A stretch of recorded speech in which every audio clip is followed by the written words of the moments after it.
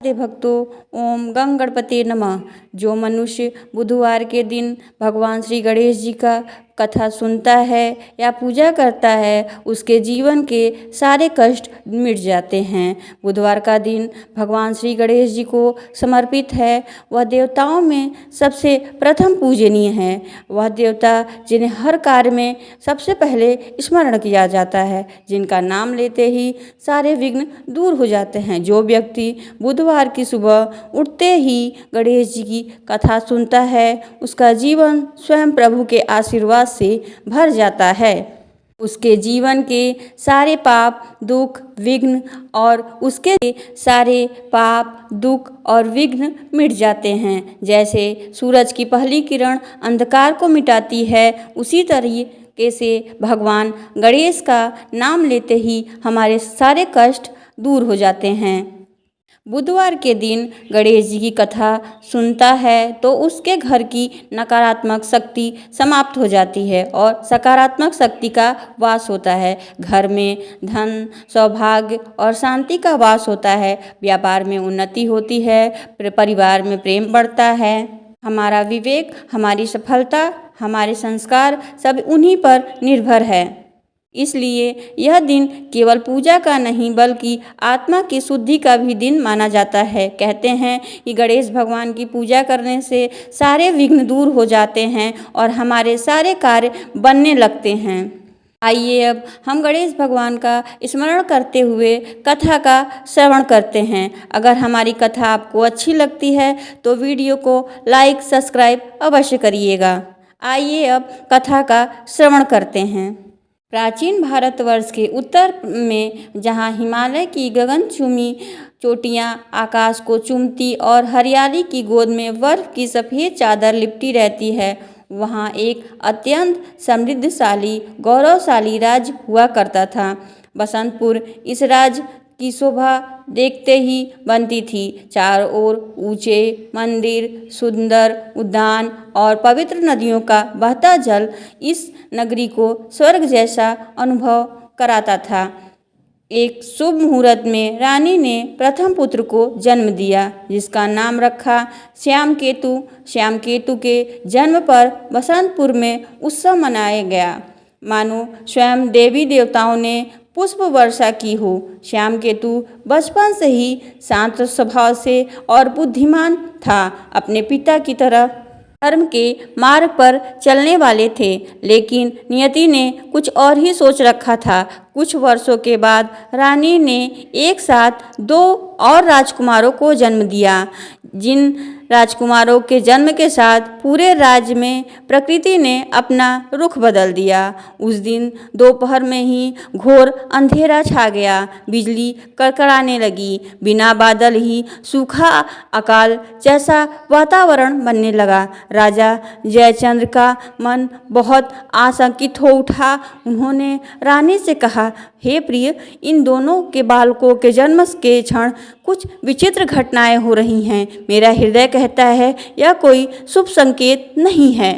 लेकिन ममता की मूरत रानी शिवकली ने इसे मात्र एक संयोग माना और अपने पुत्र को गले लगा लिया। इन दोनों राजकुमारों के भी नाम रखे गए, विचित्र वीर और दुर्मुख। जैसे इनका नाम था वैसे ही इनके लक्षण भी धीरे धीरे प्रकट होने लगे। जैसे समय बीता, श्याम केतु एक आदर्श राजा के रूप में उभरा। वे प्रजा के बीच उनकी छोटी छोटी समस्याओं का समाधान करते। हर सुबह अपने माता पिता के साथ गणेश मंदिर जाते, लेकिन विचित्र वीर और दुर्गम की संगति घमंड और चंचल क्रूर स्वभाव होने लगे। उन्हें ना तो भगवान के प्रति कोई रुचि थी और ना ही अपने माता पिता के प्रति कोई सम्मान था। वे राजकुमार हैं, इसलिए वे चाहकर भी कुछ नहीं कर सकते। जब श्याम केतु धर्म ग्रंथों का अध्ययन करते और प्रजा को न्याय दिलाते, तब ये दोनों भाई आतंक मचाते। निर्दोषों को प्रताड़ित करते, उनसे जबरन वसूली करते। रात भर मदिरा के नशे में चूर होकर अनैतिक कार्यों में लिप्त रहते। राजा जयचंद्र ने कई बार उन्हें समझाने की कोशिश की, लेकिन विचित्रवीर और दुर्गम अपने पिता का ही उपहास करना शुरू कर दिया। वे कहते, पिताजी, आप और बड़े भाई श्याम केतु किस मिट्टी के बने हैं? आप इन पत्थर की मूर्तियों के आगे सिर झुकाते हैं, जबकि असली देवताओं तो हम हैं। हमारे पास शक्ति है, सेना है, धन है, हम जिसे चाहे जीवन दे, जिसे चाहे मृत्यु दें। अहंकार इतना बढ़ गया कि उन्होंने भगवान गणेश के मंदिर के द्वार पर अपने सिपाही खड़े कर दिए ताकि कोई प्रजाजन अपनी पूजा ना कर सके। वे साक्षात विघ्न हर्ता का अपमान करने लगे। माता शिवकली की आंखों में आंसू होते। पिता जयचंद्र का सिर शर्म से झुक जाता, लेकिन पुत्र मोह और उनकी बढ़ती शक्ति के आगे विवश होने लगे थे। एक रात्रि जब राजा और रानी विश्राम कर रहे थे, विचित्र मुख और दुर्मुख ने अपने चापलूसी लालची सिपाहियों के साथ मिलकर महल पर कब्जा कर लिया। उन्होंने अपने ही माता पिता को शयन कक्ष से घसीटते हुए बाहर निकाला। अपने ज्येष्ठ पुत्र श्याम केतु ने उन्हें रोकने का प्रयास किया तो दुर्मुख ने उन्हें तलवार तान दी और कहा, भाई तुम धर्म की बातें करते हो, अब काल कोठरी में बैठकर अपने देवी देवताओं को याद करना।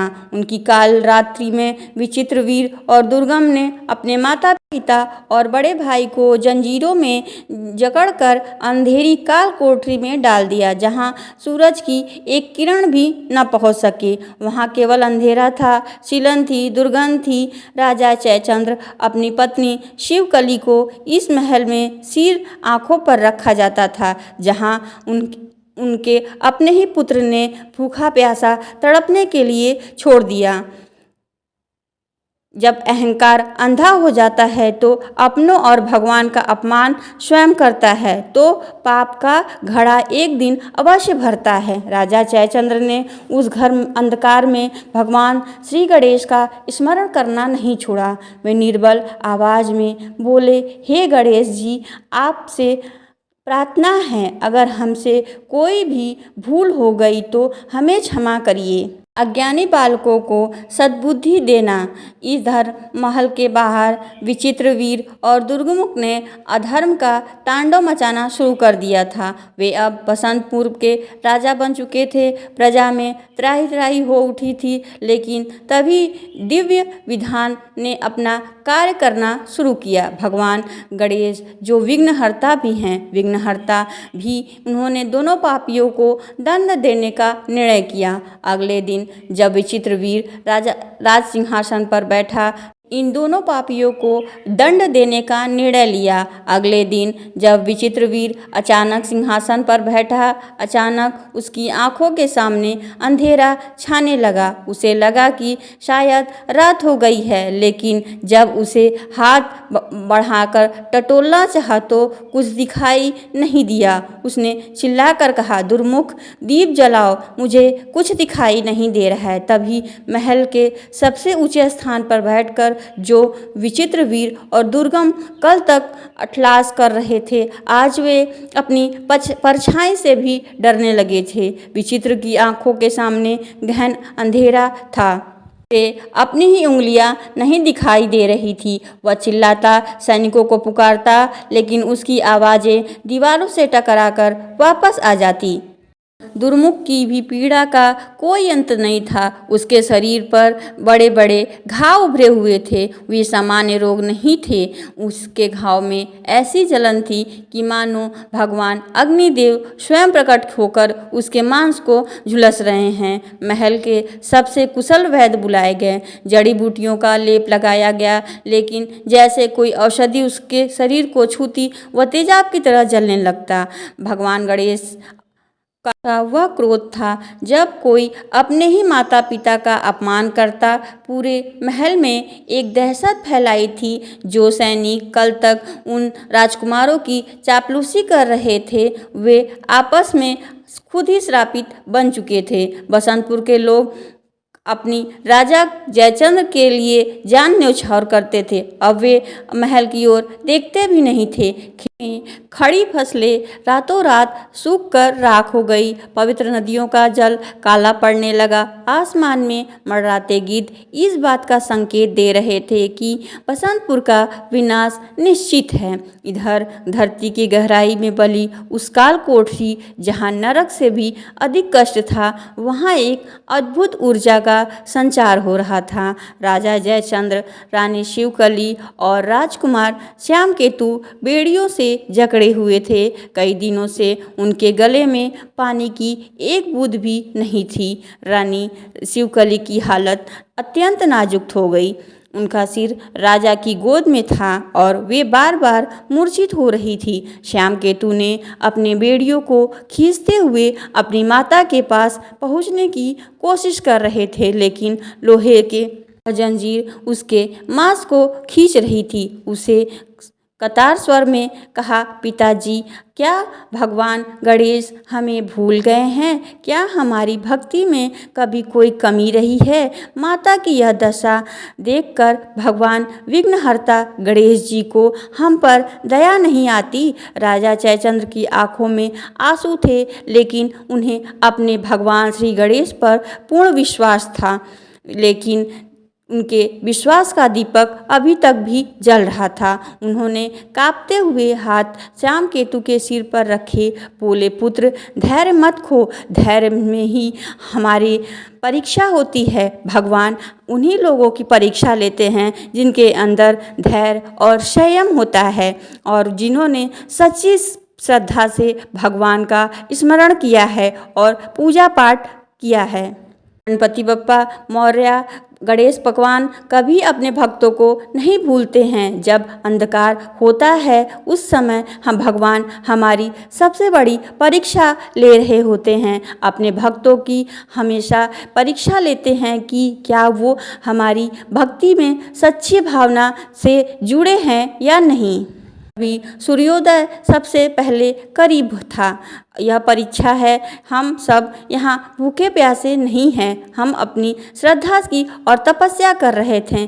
जिस क्षण हमारे भीतर का अहंकार पूरी तरीके से नष्ट हो जाएगा तो हमें स्वयं की पूरी तरह उस दिव्य शक्ति के चरणों में समर्पित होंगे। उसी क्षण यह काल कोठरी भी वैकुंठ बन गया। पिता की बातें सुन श्यामकेतु की आंखों में एक नई चमक थी। उसे अंधेरी और घुटन भरी कोठरी में सांस लेना भी दुर्लभ था। वह तीनों मिलकर एक स्वर में बोले, ओम गं गणपतये नमः का जाप भी शुरू किया। उनकी धीमी आवाज़ से और उनमें दर्द और पुकार थी। उन्होंने ब्रह्मांड के हर कोण को झकझोर दिया।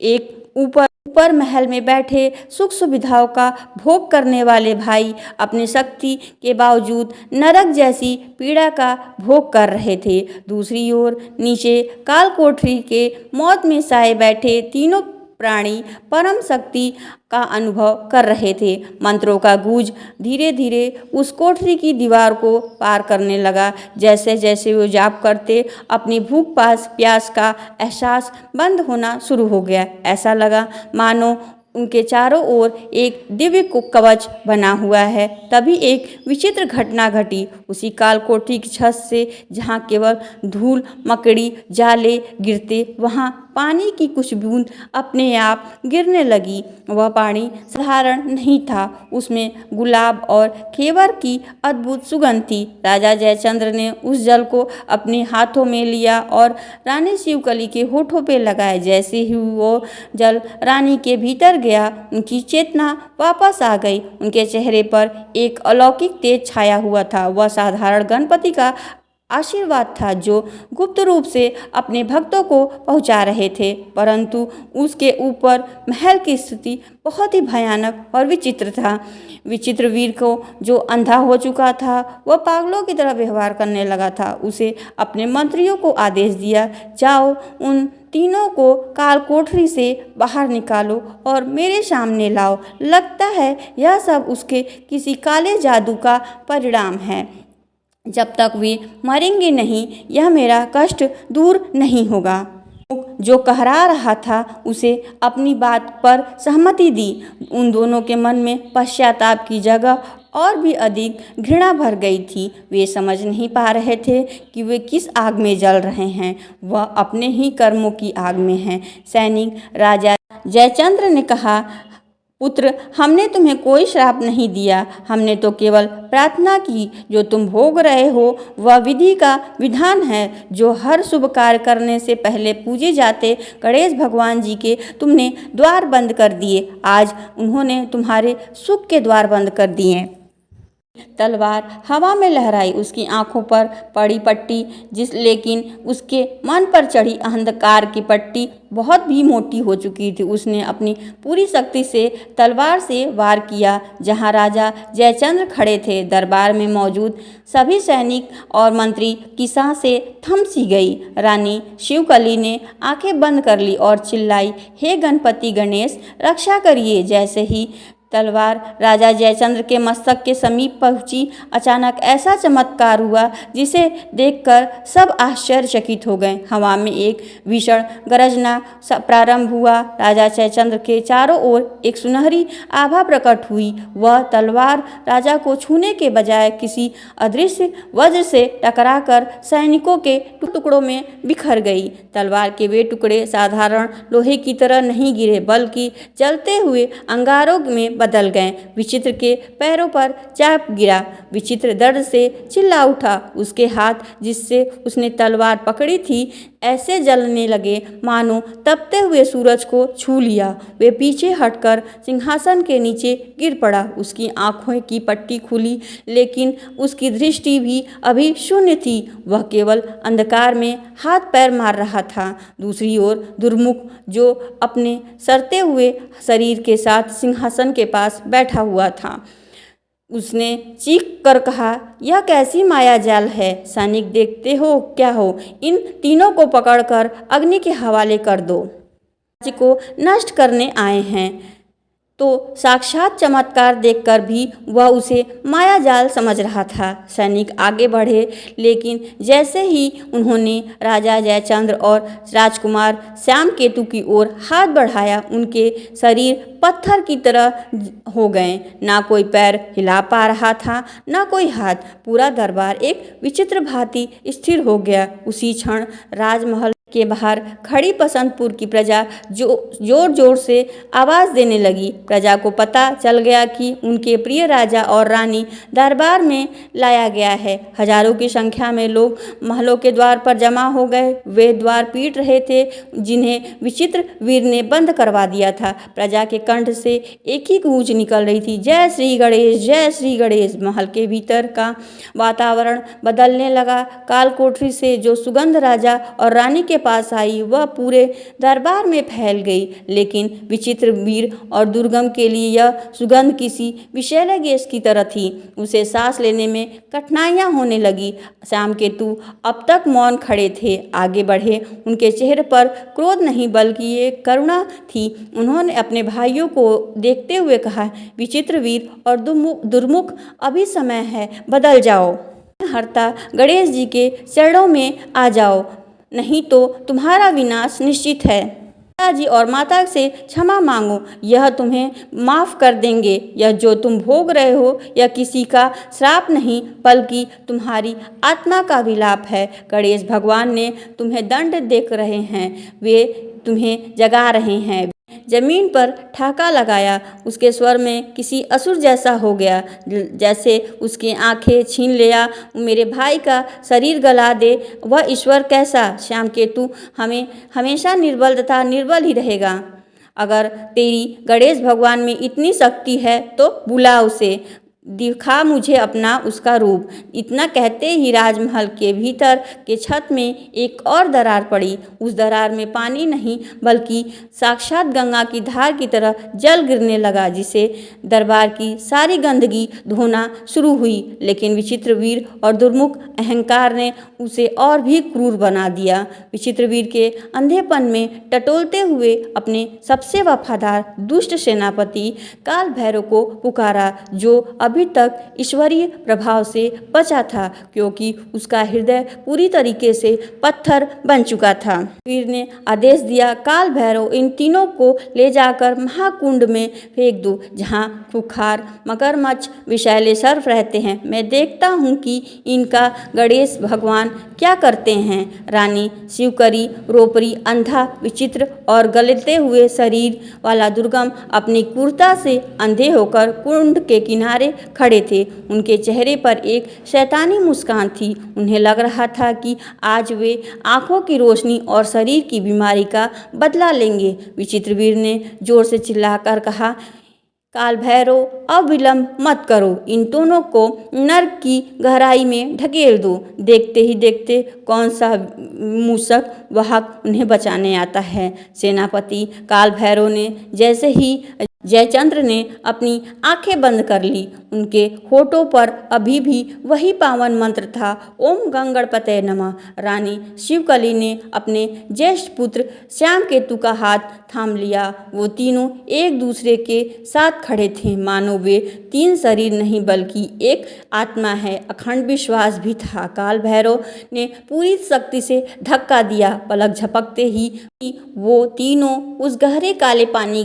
की गहराई में गिर गए। महल की छत पर खड़े दरबारी और नीचे खड़ी प्रजा चीख उठी। लोगों ने अपना सिर पीट लिया। सबको लगा कि बसंतपुर का गौरव आज हमेशा के लिए समाप्त हो जाएगा। विचित्रवीर और दुर्गम जोर जोर से हंसने लगे।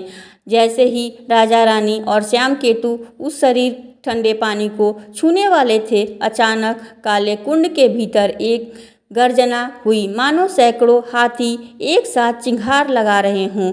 पूरे कुंड का पानी अचानक उबलने लगा। वो काला और गंदा पानी देखते देखते गंगा जल जैसा निर्मल पारदर्शित हो गया। मगरमच्छ जो शिकार करने के लिए आगे बढ़े, वे शांत हो गए। सर्प जो डसने के लिए फन फैलाए थे, वो किसी माला की तरह पानी की सतह पर लगे। सबसे बड़ा चमत्कार तो तब हुआ कि पानी के बीचों बीच एक विशाल अद्भुत रक्त वर्ण की कमल का फूल ऊपर की ओर उठा।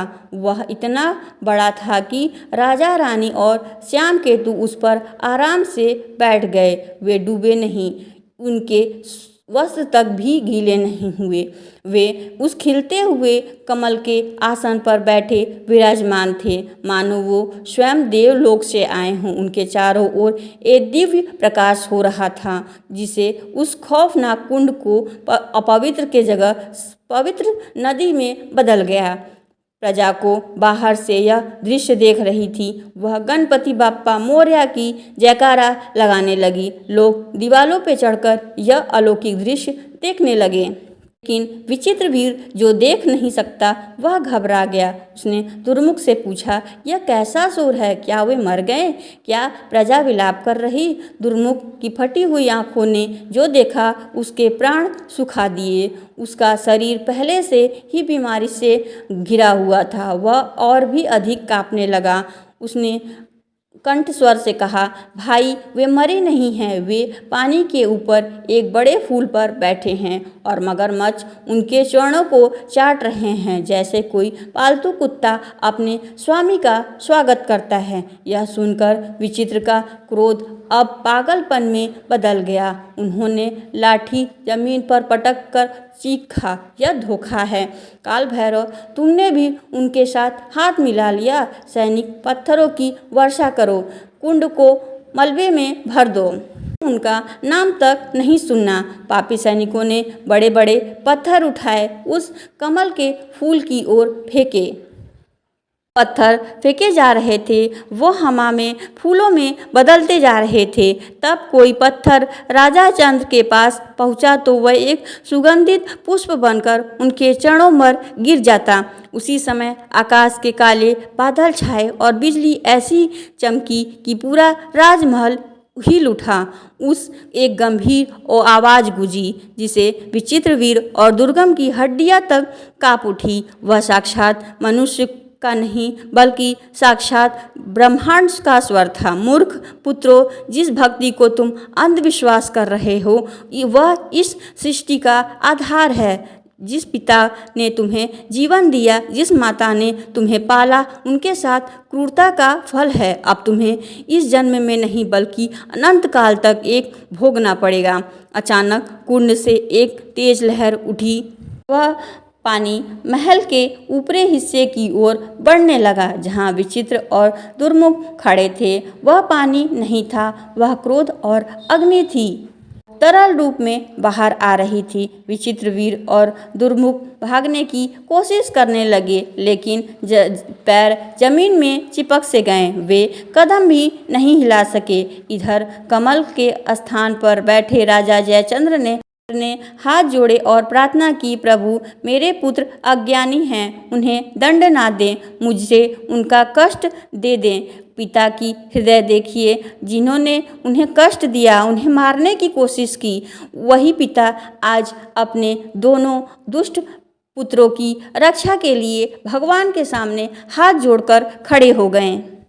एक ओर बसंतपुर का प्राचीन गणेश मंदिर ईश्वरीय तेज से चगमगा रहा था, वहीं दूसरी ओर राजमहल में अब प्रेत बाधित खंडर जैसा प्रतीत हो रहा था। ईश्वरीय नायक की लाठी में बेआवाज होती है, लेकिन उसकी चोट पत्थर को भी पानी बना देती है। यह विशाल रक्त वर्ण का कमल, जिस पर राजा जयचंद्र, रानी शिवकली और श्याम केतु विराजमान थे, वह हवा में तैरता हुआ ठीक उसी मंदिर के गर्भगृह के सामने आ उतरा जहाँ यह कहानी प्रारंभ हुई थी। जैसे ही चरण मंदिर की पवित्र भूमि पर पड़े, नगर की वायु बदल गई। अकाल पड़ा, वह समाप्त हो गया और अचानक ठंडी और सुगंधित हवा बहने लगी। नगरवासी जो वर्षों से भय के साए में थे, वह अपने राजा के अलौकिक रूप देख करके भाव विभोर हो गए और हजारों कंठों से निकला गणपति बाप्पा मौर्य,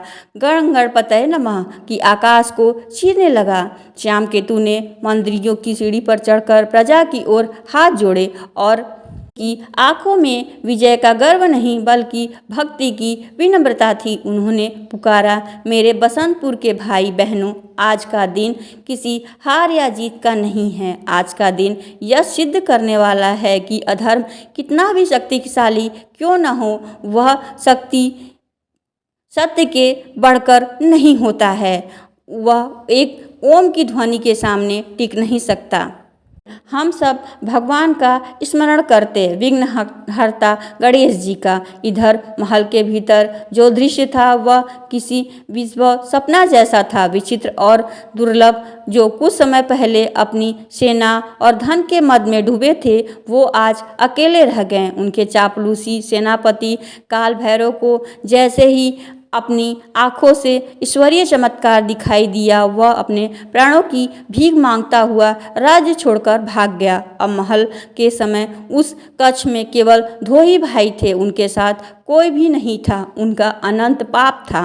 विचित्रवीर जो अब तक न सुन सकता न देख सकता, वह केवल अपने हाथों को हवा में पटक रहा था। उसके भीतर सन्नाटा और एक डर छाया हुआ था। उसे ऐसा महसूस हो रहा था कि हजारों बिच्छू उसके हृदय पर घाव दे रहे हैं। वहीं दूसरी ओर दुर्मुख, जिसके शरीर का मांस खराब हो चुका था, वह से इतना बेहाल हो गया कि उसके कंठ से आवाज़ भी नहीं निकल पा रही थी। दुर्मुख की धुंधली आंखों के सामने एक स्मृति उभरी। उसे याद आया कि वह दिन जब वे छोटे थे और उनके पिता राजा जयचंद्र उन्हें श्री गणेश जी के मंदिर में ले जाते थे। उन्हें याद आया कि कैसे उनकी माँ शिवकली उन्हें अपनी गोद में बिठा करके गणेश जी की कहानी सुनाती थी। ने उनके पत्थर जैसे हृदय में एक दरार डाल दी। अहंकार की जो दीवार उन्हें वर्षों में खड़ी की थी, वह अब ढहने लगी। उनकी आंखों में आंसू निकले। वे साधारण नहीं थे, वे पश्चाताप की अग्नि में तप कर निकले हुए निर्मल जल की तरह थे। उन्होंने रेंगते हुए विचित्र वीर की ओर हाथ बढ़ाया और उसके पैर छुए। विचित्र वीर को स्पर्श का अनुभव हुआ, अपने भाई को पहचाना। दोनों भाई एक दूसरे से लिपट कर रोने लगे और एक बीच संवाद हुआ। उन्होंने ने कहा कि हमने क्या खोया क्या पाया। उन्होंने केवल सिंहासन ही नहीं सब कुछ खो दिया। उन्होंने अपना मान, अपनापन, अपना परिवार, अपनी आत्मा सब खो दी।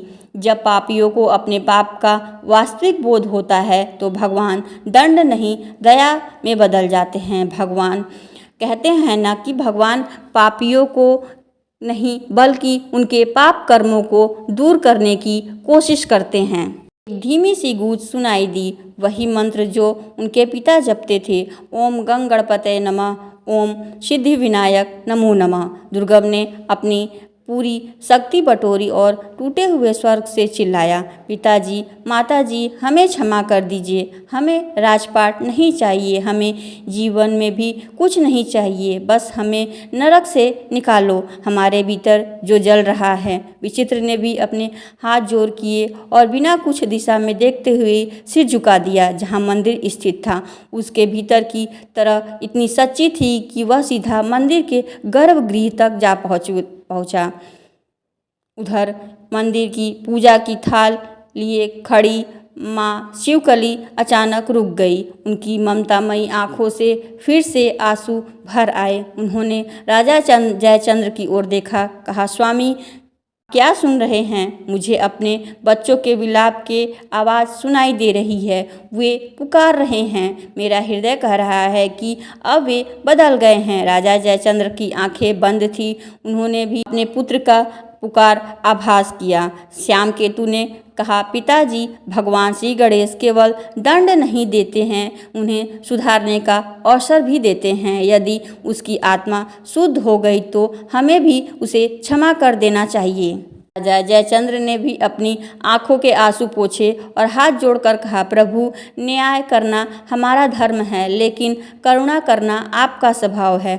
आज बुधवार का पावन दिन है। आज के दिन जो आपकी शरण में आता है वो खाली कभी नहीं जाता। मेरे पुत्र पश्चाताप की अग्नि में जलना स्वीकार कर लिया है, क्या उनकी शुद्धि के लिए पर्याप्त नहीं है? वे साक्षात विधाता को विधान बदलना पड़ता है। मंदिर की प्रतिमा मस्तक पर लगा सिंदूर अचानक चमकने लगा। एक गूंजती हुई वाणी सुनाई दी, जयचंद्र शिवकली, क्षमा का द्वार हमेशा खुला रहता है, लेकिन वहां तक पहुंचने के लिए स्वयं चलना पड़ता है। जो अधर्म के रथ पर चढ़कर महल में घुसे थे, अब धूल में लौटते हुए मंदिर पर आना होगा।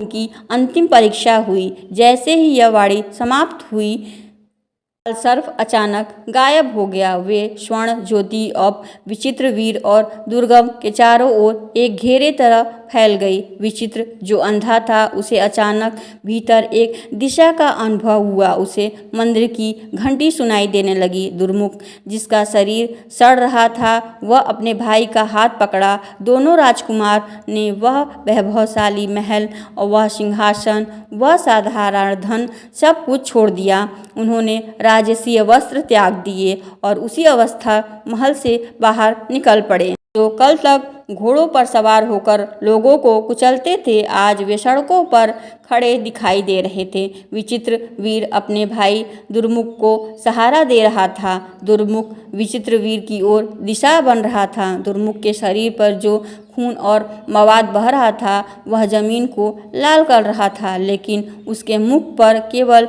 गणेश गणेश का नाम था। पहले उन पर पत्थर फेंकना चाहती थी।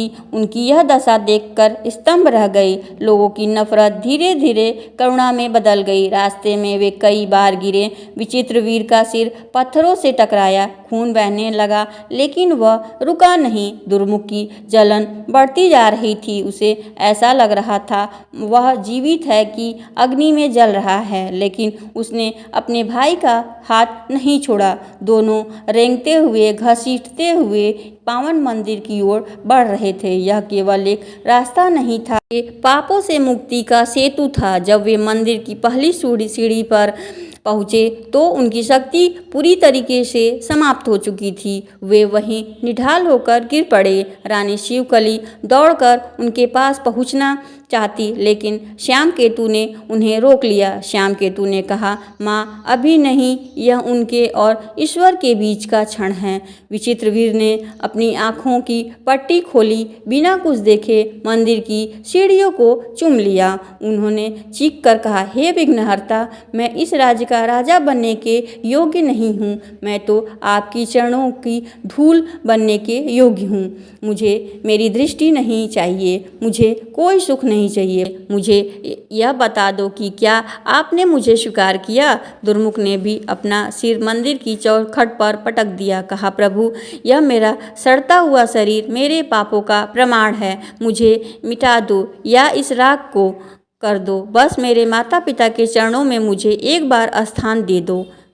यह अनंत सत्य माना जाता है कि बसंतपुर गांव के पावन मंदिर में जो घटने वाला था वह आने वाले युगों युगों तक भक्तों को यह विश्वास देने के लिए पर्याप्त है कि प्रभु के घर देर है पर अंधेर नहीं। मंदिर के गर्भगृह से निकली वह अलौकिक किरणें साक्षात गणपति के करुणा का विस्तार था। जैसे ही प्रकाश विचित्रवीर के पथराई आंखों से टकराया, उसे ऐसा महसूस हुआ कि मानो उसकी आंखों के भीतर जमे हुए अंधकार पर्वत में पिघल रहे हों। उसे ऐसा महसूस हुआ कि धीरे धीरे उसकी पुतलियां हलचल कर रही हैं। जहां वर्षों से केवल काला शून्य था, वहां प्रकाश की नन्ही नन्ही किरणें चलने लगी। वह उसे साक्षात भगवान गणेश की सिंदूर प्रतिमा दिखाई दी। वह प्रतिमा नहीं थी। विचित्रवीर को ऐसा लगा मानो गणपति बप्पा स्वयं उसे देखकर मुस्कुरा रहे हैं। उसने अपनी आंखें झपकाई और फिर चिल्ला उठा, दिख रहा है, मुझे दुख दिख रहा है। हे मंगल मूर्ति, आपने मुझे दर्शन दिया है। उसकी आंखों से आंसू बहने लगे। अब पश्चाताप नहीं बल्कि परम आनंद थे। उधर दुर्मुख अपने सड़ते हुए शरीर की पीड़ा से अधमरा पड़ा था। उसे महसूस किया कि उसकी शरीर पर जलती हुई अग्नि अब ठंडी पड़ रही है, लेकिन चमत्कार तो अपने होना बाकी था। दोनों भाई उठे और सीधे अपने माता पिता के चरणों पर जा गिरे। विचित्रवीर ने राजा जयचंद्र के चरणों पर अपने आंसुओं से भिगोते हुए कहा, पिताजी, हमें राजपाट का मोह ने अपना धर्म खो दिया। हम पुत्र कहलाने के लायक नहीं हैं। हमें फिर से उस काल कोठरी में डाल दीजिए, क्योंकि स्वतंत्रता के योग्य नहीं हैं। दुर्गुम ने अपनी माता शिवकली की साड़ी का पल्लू थाम लिया और विलक विलक कर रोने लगा। माँ, क्या आप इन पापी पुत्रों को अपनी ममता की छाँव में स्थान देंगी? हमने आपकी कोख को कलंकित किया है। हमें दंड दीजिए, हमें दंड दीजिए। रानी शिवकली, जिनका हृदय करुणा का सागर है, उन्होंने आगे बढ़कर अपने दोनों पुत्र को गले लगा लिया। उनकी ममता ने उसके सारे दुखों को एक क्षण में ही भुला दिया जो उन्होंने काल कोठरी में झेलने पड़े थे। राजा जयचंद्र ने अपने पुत्रों के सिर पर हाथ रखा और बोले, पुत्र, जो बीत गया वह एक बुरा सपना था। भगवान गणेश ने तुम्हें दंड देकर शुद्ध किया। आज से तुम हमारे पुत्र ही नहीं बल्कि धर्म के रक्षक बनोगे। उसी समय ज्येष्ठ पुत्र श्याम केतु आगे बढ़े। उन्होंने विचित्रवीर और दुर्मुख को उठाकर गले से लगा लिया। भाइयों का वह मिलन देख मानो में मंदिर में उपस्थित हर व्यक्ति के आंखों में आंसू आ गया। बसंतपुर का वह राज्य परिवार जो बिखर चुका था, आज गणेश भगवान की कृपा से एक अखंड शक्ति का बन गया। राजा जयचंद्र खड़े होकर घोषणा की, आज से बसंतपुर में राजा मैं नहीं बल्कि मेरा पुत्र श्याम केतु होगा। विचित्रवीर और दुर्मुख उसके सहायक होंगे। हम सब मिलकर धर्म का राज स्थापित करेंगे। यह नियम बनाया जाता है कि प्रत्येक बुधवार को पुर का हर नागरिक भगवान गणेश की पूजा करेगा। कोई भी भूखा नहीं सोएगा। है कि जहाँ श्रद्धा होती है वहीं भगवान उपस्थित होते हैं। कहते हैं भगवान अपने भक्तों को कष्ट अवश्य देते हैं, लेकिन वो उनके परीक्षा का समय होता है। उसके बाद अपने भक्तों की कृपा करके उनकी जीवन ही दिशा बदल देते हैं। दिव्य कथा यहीं समाप्त होती है। अगर आपको मेरी वीडियो अच्छी लगती है तो लाइक सब्सक्राइब अवश्य करिएगा। ओम गंगणपते नमः। गणेश भगवान की जय।